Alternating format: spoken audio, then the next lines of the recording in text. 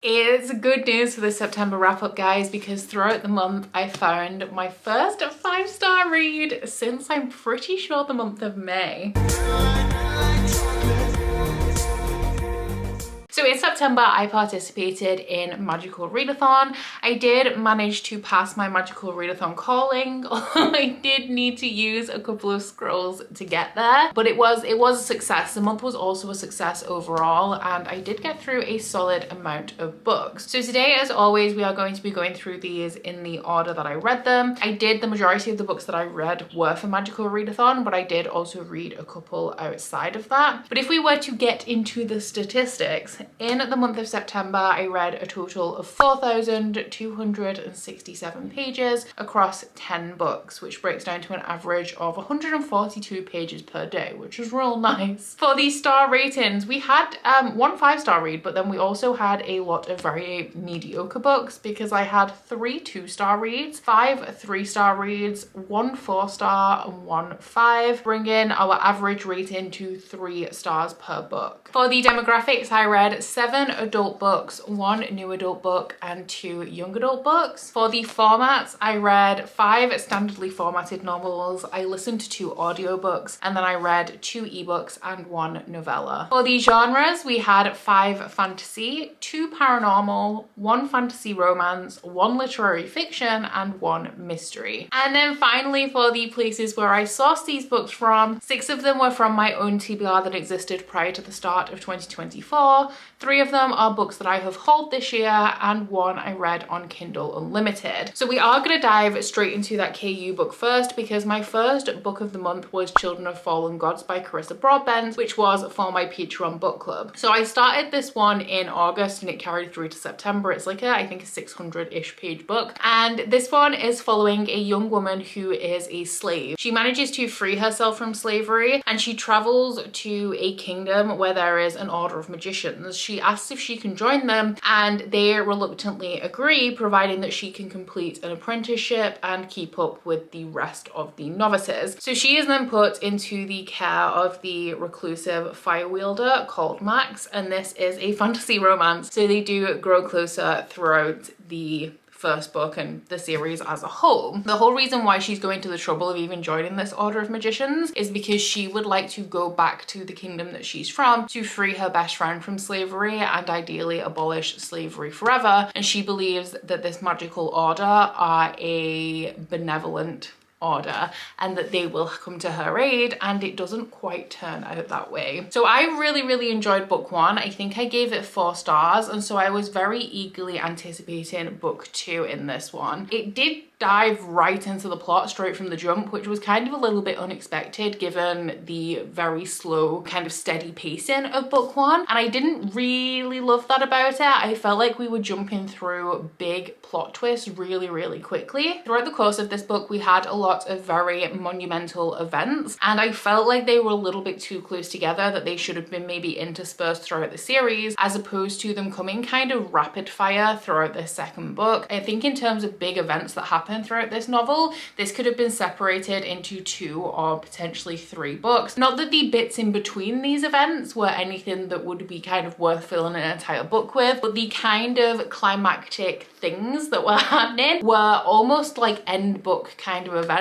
that were all rammed together throughout the beginning and the middle of this one before we steadied out to a slower pace throughout like the last third. There was a new perspective introduced in this one that I did really like, which was Aoife, and we also introduced the Fae into this series, which at this point they may have been briefly mentioned, but they definitely did not play a big part in the story. So my favorite element of this book was actually that Aoife perspective, but predominantly this series does follow Tasana and Max, and I didn't love their bits as much. There was still lots to enjoy about this book and this series as a whole, but I felt like my favorite element, the one that I enjoyed following the most, was a minor element compared to all of the other stuff happening. So it kind of threw the balance of the book in terms of my interest. Like the bulk of it was less interesting than this tiny little kernel. As a whole, I don't think for me it was as good as book 1. I then moved into my magical readathon reads, and I started with an audiobook of Norwegian Wood by Haruki Murakami. So this one is the litfic that I read in September. I'm not a massive litfic reader. I read maybe a couple a year, if that, but I have read a Murakami book before and gave it 5 stars, which was very, very different to the 2-star rating that I gave Norwegian Wood. So this one is,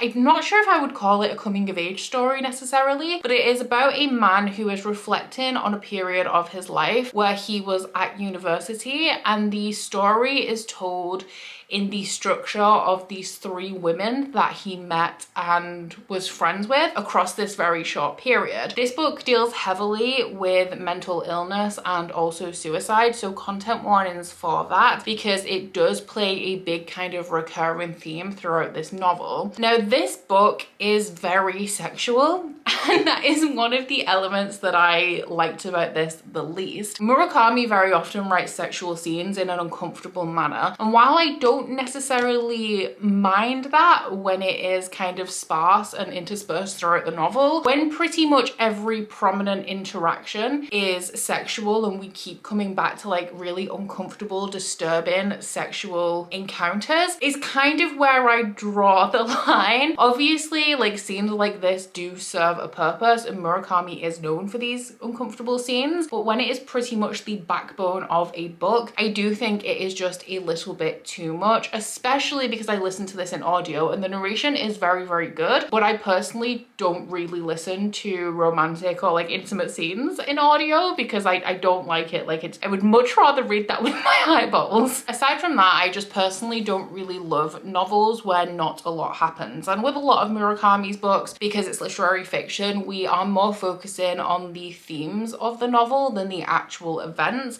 And with the other book that I've read from Murakami, which was The Wind-Up Bird Chronicle, that has a little bit of a magical realism edge to it and a little bit of like mysterious events occurring throughout the novel, which I thought kept the book a lot more interesting, interspersed with these like much slower, more mundane slice of life elements, whereas this didn't have any of those extra bits. It was pretty much just mundane slice of life. And so while I enjoyed the narration style, it was quite an underwhelming book for me overall. I do think that there is potential for this to have been a progressive novel in Japanese fiction at the time that it was written, because I believe that it was published in the late 80s and it is set 20 years before it was published, which is obviously the 60s. And because it deals with mental health and suicide so much and talks about it in such depth in a culture that are not so open around these topics, I feel like at the time this was published, there's potential that it did a lot for the subjects of mental health and suicide and talking about those and exploring those. But for me in 2024, I just couldn't get past how uncomfortable this was to actually read. I was gonna say finished up a trilogy, but this series is 5 books now, and because we've returned to these main characters, I'm not sure we would count it as like a trilogy and then an extension anymore. But anyway, I read the Book of Life by Deborah Harkness, which does conclude this first kind of story arc that we've been working on since A Discovery of Witches. So this one is a paranormal story about a witch called Diana who is not very good at magic, and she is a historian researching at the Bodleian Library when she pulls forth a manuscript that has been lost to the supernatural creatures of this world. She's pulling it forward for a research project, and she actually doesn't intend to, so she sends it back into the library, and within a very short amount of time, the witches, vampires and demons of the world start to congregate around Diana to gain access to this manuscript for themselves. One of these people is Matthew, who is an ancient and very powerful vampire who wants this manuscript to find out the origins of creatures so that he can implement that research in his quest to find out why the vampires of the world are growing weaker with every generation. Throughout the course of this, he grows closer to Diana and starts to feel a need to protect her against all of the other witches, demons and vampires that are willing to go to extreme measures to get this manuscript for themselves. I gave the first book in this series 4 stars. I really loved it. I love Deborah Harkness's writing style and atmosphere. The second book, I didn't love the plot of so much or the pacing, but I still enjoyed the writing and the atmosphere, so I gave it 3 stars. And then in this final, well, in book 3, shall we say, I really liked the plot to an extent, but atmospherically I didn't feel like it was quite on par with the first two installments of this series. So once again, I gave this a 3-star. I will continue with this series, but I think personally for me that the first book is the strongest of what I've read so far. My issue with this is maybe more of a me problem, because this is a romantic series. It's essentially a paranormal romance, and I don't really love the romantic pairing in here. Matthew is quite an overbearing and overprotective love interest right from the first book, and while he does progress slightly throughout the course of this series, he is still a very old-fashioned love interest, and a little bit more old-fashioned than is to my particular taste. And so while I actually really enjoy the writing and the plot in here, there's obviously, especially getting into the later books, there's a lot of focus on this romantic element that I don't quite care about. I also thought that there were certain scenes in here that skewed a little bit cheesy, especially when we had like big gatherings of vampires and witches, and the familial aspects within that, I felt that it could be quite contrived in parts, which took me out of the story a little bit. Something that I do enjoy about this series though is that it has a blend of magic and science, because Matthew is actually a scientist and he is pursuing a solution to the vampire's weakness through scientific methods, including looking into things like breaking down DNA, and this had a lot of that aspect that I did really enjoy. I am particularly interested in book 4 because it does follow one of my favorite side characters, which is Marcus. And not only, I believe, is that book delving into his romance, it is also delving into his backstory, which I find very, very interesting. So book 3, I was hoping for another at least 4-star. Did not hit the mark, but I do still overall really enjoy this series. I then listened to my second audiobook, which was Somewhere Beyond the Sea by TJ Klune. This was another kind of disappointing sequel for me. This is the sequel to The House in the Cerulean Sea, which is a cozy fantasy that is following a magical social worker, or a social worker for magical children, who has a very mundane, very routine life. He doesn't have any friends, he doesn't have any family, and he is sent to the House in the Cerulean Sea, which is a home for the most dangerous magical children in the world. And throughout the course of the first novel, he kind of learns to live a little and open up a bit and break outside of his own shell. So this sequel is following the man who runs the house on the Cerulean Sea, which is Arthur. I did think that this was going to delve a little bit more into Arthur's backstory, but this is actually almost a repeat of book 1, which is why I didn't love it quite so much, because once again in Somewhere Beyond the Sea, we are following another government investigation into the house in the Cerulean Sea that Arthur, Linus, and the magical children themselves have to overcome. Now, this is often described as like a middle grade story for adults, and I wholeheartedly agree with that, because I do feel like it contains a lot of the whimsy and the wonder of middle grade with these magical children and the fun little jaunts that they go on to and the sense of family that they have, which is my favorite part of this story. But then it also deals heavily with topics of abuse and delves into them quite a bit, which is why this series is for adults and not for children. So I ended up giving this 3 stars overall, which was sad because I gave The House in the Cerulean Sea a 5. My main issue with this is that it was very much just a repeat of book 1. So if you very much love the vibes and just reading The House in the Cerulean Sea, I think that you will really enjoy the sequel. I just wanted it to kind of do something a little bit different that it didn't really do. I then read book 7 in the Pretty Little Liars series, which is Heartless by Sarah Shepherd, and I am still very, very much enjoying this series. I'm having a grand old time.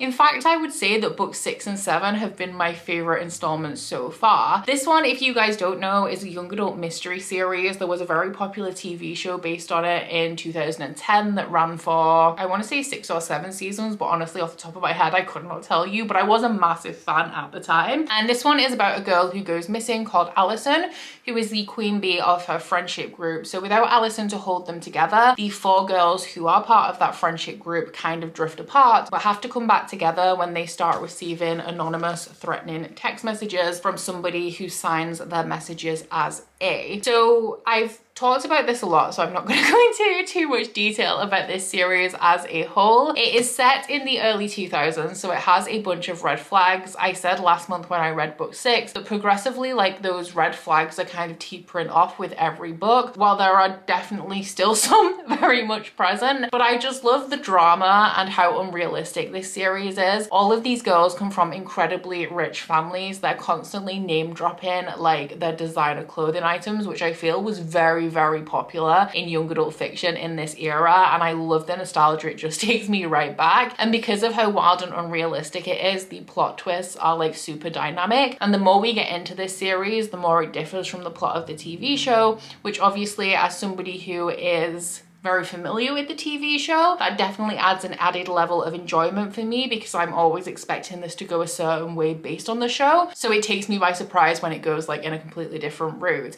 But this one I gave 4 stars to. It was a great time, and I am very excited to continue. Although I do believe I have heard that the books go downhill after book 8. So we'll see how I feel after I've read book 8 in October. Then comes my 5-star read of the month, which was The Will of the Many by James Islington. I talked about this in a lot of depth in the second half of one of my recent reading vlogs, so I will link that if you guys want to know like my full extensive like detailed thoughts on this book. But this was a good book, guys. It was real good. This one is an adult fantasy that is following a boy called Viz, who is the prince of a conquered kingdom. So this is set in a governmental system. They are a country. The country is called Catan, and they live by the hierarchy, which is essentially like a MLM pyramid scheme turned into like a magic system, or like this series is called The Hierarchy, like it is the hierarchy of the government. So everybody cedes will to the person in the pyramid above them. There are 7 levels, 8 levels. There is a handy dandy diagram kind of right at the beginning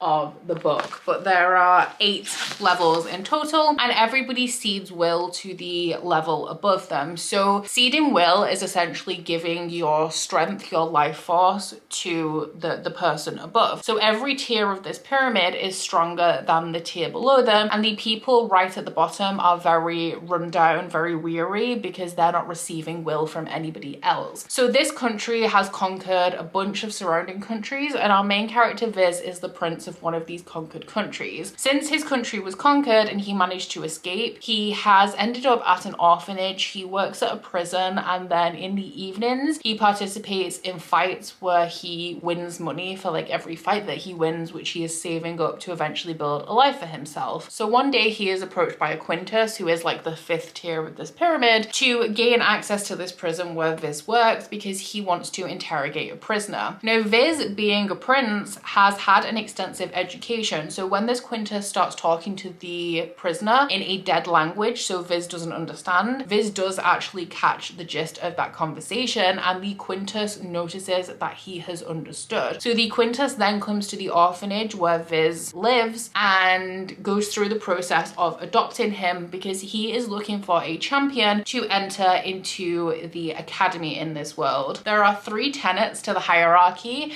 military, religion, and governance. The guy that adopts Viz, who's called Ulkiskor, is very high up in military, and the academy is run by religion. So the reason why Ulkiskor wants Viz in this academy is because he believes that religion are trying to take a bigger control of the country, which will then render military useless, or at least take away some of their power, which Ulkiskor doesn't want. But on top of that, Ulkiskor's brother mysteriously died when he was a student at the academy, and he thinks that the guy in charge of the academy, who I'm pretty sure off the top of my head is called Veridius, is responsible for the death of his brother. Now everybody else believes that Ulkiskor's brother's death was a suicide, and Ulkiskor remains to be convinced. So he puts Viz in the academy to find out everything he can about what religion could be up to, and also what actually happened to his brother. Now Viz is obviously even more of a double agent than that, because he has not ceded any will in his entire life, because he is so against this system because of what happened to his own family and his own country. So he is going through this for his own purposes to gain himself a life of freedom where he will never have to cede will or receive receive will from any other people. There is also a rebellion in this world that are trying to topple the hierarchy, but they are using some unsavory methods that Viz also doesn't agree with, and they are trying to get Viz on side to work for them as a spy in the academy, as well as working for Ulkiskar as a spy in the academy. And all Viz wants is a life for himself outside of this system,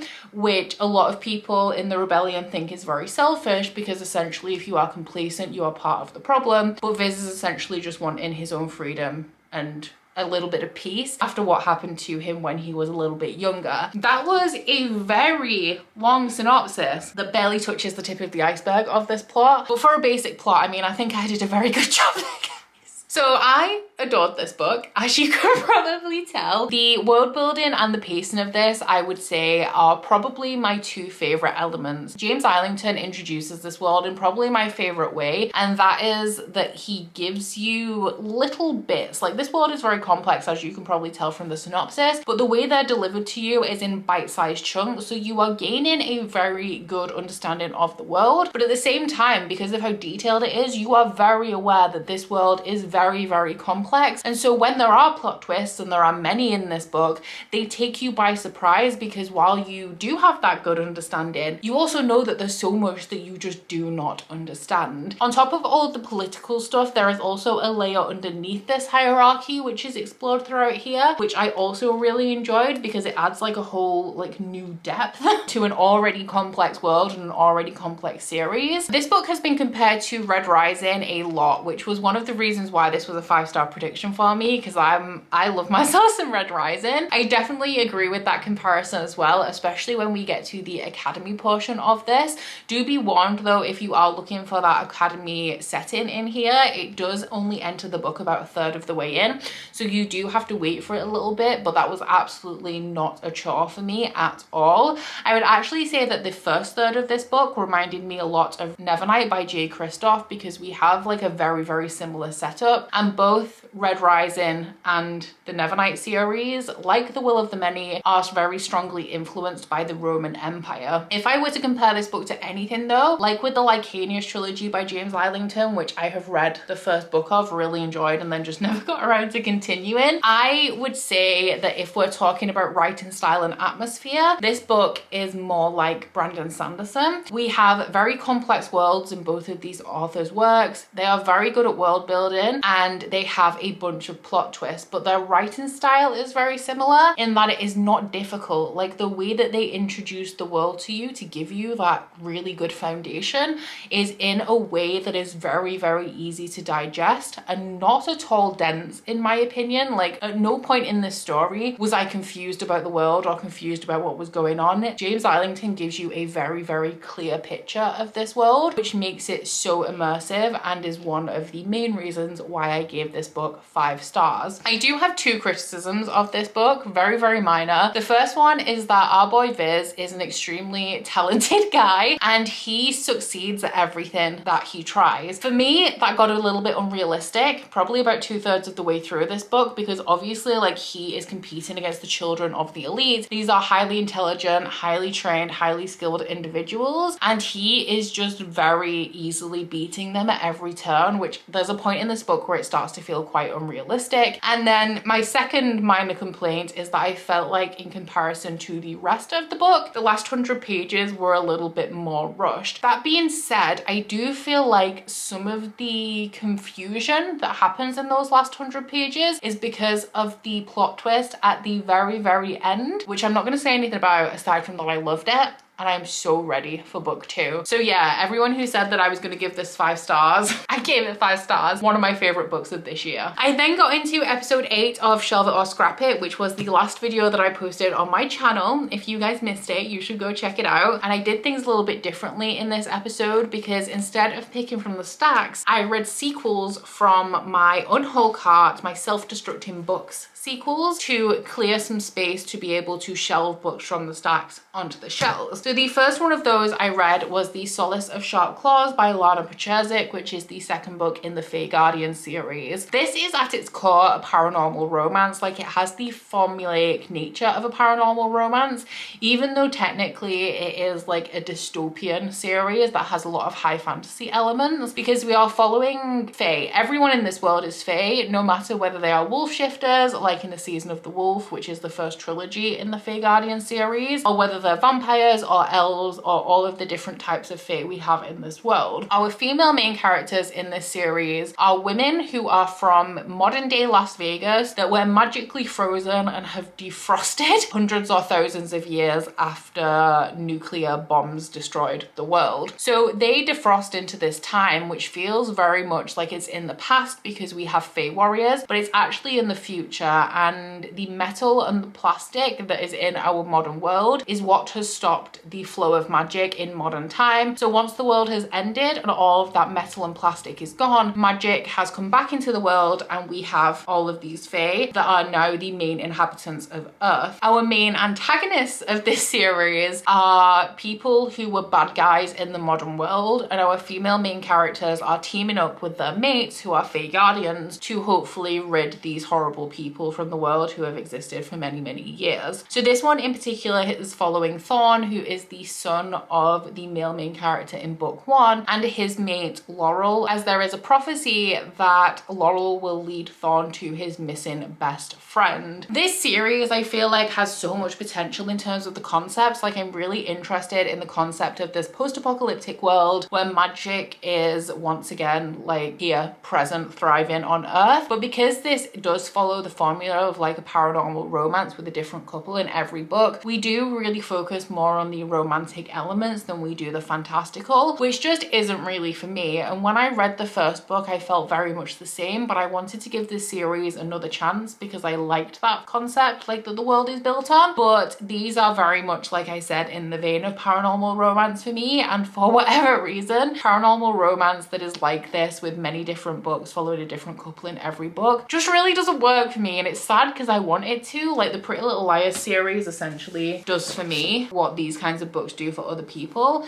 Like, they're fun, not too serious palate cleansers, but like with the paranormal romance that I've tried in the past, the Fae Guardian series is no exception, and I gave this book 2 stars. I then picked up the second book in a duology, which was Misrule by Heather Walter. This one is the sequel to Malice, which is a Sleeping Beauty retelling from the perspective of Alice, who we are all familiar with as Maleficent in Sleeping Beauty. So in this world, we have graces who are essentially people who are magically blessed, and Alice is the dark grace. So the regular graces bestow beauty, wealth, wisdom, success upon people, and people come to Alice when they want to curse people or make them erupt in acne or strip them of their fortune. This is a situation that Alice has been put into, not one that she has chosen for herself, and as you can imagine, she is treated very poorly because of it. So one day she is invited, like all of the graces including Alice are invited to Aurora's birthday party, where she meets the princess and they start to fall for each other. I enjoyed book 1. I really like the world in this series, but Heather Walter's writing doesn't really work for me, and I really just don't think this series goes as dark as it could to make it a lot more impactful. The second book was sadly no exception. This is set 100 years after the end of book 1, and so we actually have a very different setting. We have a whole new cast of side characters. We're in a little bit of a new situation, and I felt, considering all of that, the groundwork was not really laid at the beginning of this book to get a really good grasp on all of that new stuff going on. I do think that this type of book, which is a villain origin story, really does hinge on your connection to the character, because when the character you're following is doing some not great stuff, for you to still root for them and empathize with them, you have to really feel connected to them, and I don't feel like anything in this book really connects me to our main character of Alice. So when she was doing all of this stuff, I was more annoyed at her because at every opportunity I felt like she was just making terrible decisions, and I couldn't care about them in any other way to roll my eyes, because I didn't really care for her at all, which is sad actually, because I did empathize with her quite a bit in book one. Aurora is entitled. I mean, she's a princess, so can we really blame her? But essentially she's also thrust into this new situation where the fact that she's a princess actually means very little, and she is swanning around the place with a sense of entitlement that was very frustrating. In terms of a romantic relationship, I actually thought that this felt more like infatuation on the part of Alice than it did actually love or a true romance between the characters, and for that reason it was also very hard for me to root for the characters because I felt like they were terribly matched. So this ended up not being great for me. I also preferred the world in the first book, which was my favorite element, which then obviously didn't bode well for this. So I gave this one 2 stars again, and I unhauled this duology as well. My final shelve it or scrap it book was another duology conclusion, and that was The Night Country by Melissa Albert. This one was slightly better because I gave it a 3-star rating, but that is essentially because I really like Melissa Albert's writing and her atmosphere. If you guys are unaware, this is the sequel to The Hazelwood, which is I'm gonna call it a portal fantasy. It is very much a story of 3 parts where we start in contemporary New York. We have a very dreamlike middle section, and then it gets a little bit high fantasy in the last third. We are following a girl called Alice in this duology whose grandmother wrote a very popular collection of fairy tales. However, there are only a few copies of this book of fairy tales in the world, and so the people who are fans of this book are fanatical about it. I'm pretty sure that the main character's mother gets kidnapped, which starts her on the series of events which kind of unravels her understanding of her entire life and also her family. So this one is a little bit of a murder mystery. There are people around Alice who are dying, and she doesn't really want to have anything to do with this mystery, but as the kind of circle starts to close around her and the people dying are getting like closer and closer to her,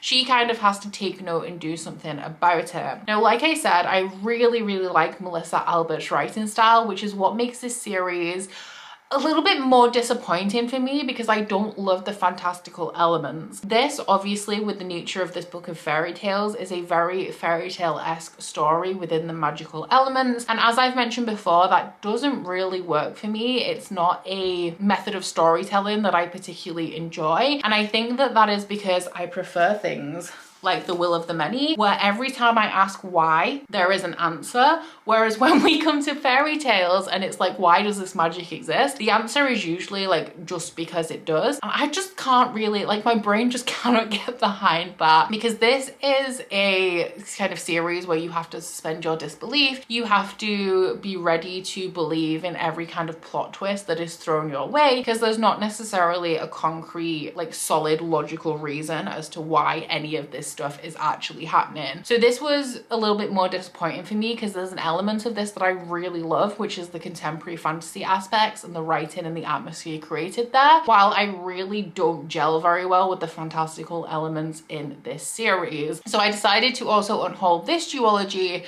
but with the caveat that I would be likely to try something else from Melissa Albert in the future that has a different kind of fantastical element, or I actually think that she would be very good at writing more like YA atmospheric thrillers, and I could definitely get behind books like that from Melissa Albert. And then I finished off the month with a little novella, which was Queen Bee by Juno Dawson, which is a novella in the Her Majesty's Royal Coven series. So this one is a prequel surrounding the creation of Her Majesty's Royal Coven, which is the government body of witches. It's like the dominant coven in the UK. And in the core series, we are following a group of women who were very close in childhood. One of them is now the High Priestess of Her Majesty's Royal Coven, and she contacts her friend and asks her to help rehabilitate a child who is said to bring about the end of days. So this is taking it back to the 1500s? Yes, 1536, just after the execution of Anne Boleyn, when Her Majesty's Royal Coven is founded. Now, I sadly did not love this one. I am not a big fan of novellas in general. I gave this 3 stars, like I liked it enough, but I really do enjoy the Her Majesty's Royal Coven series. And while there were things about this that I did enjoy, I don't know whether it was the setting or the characters,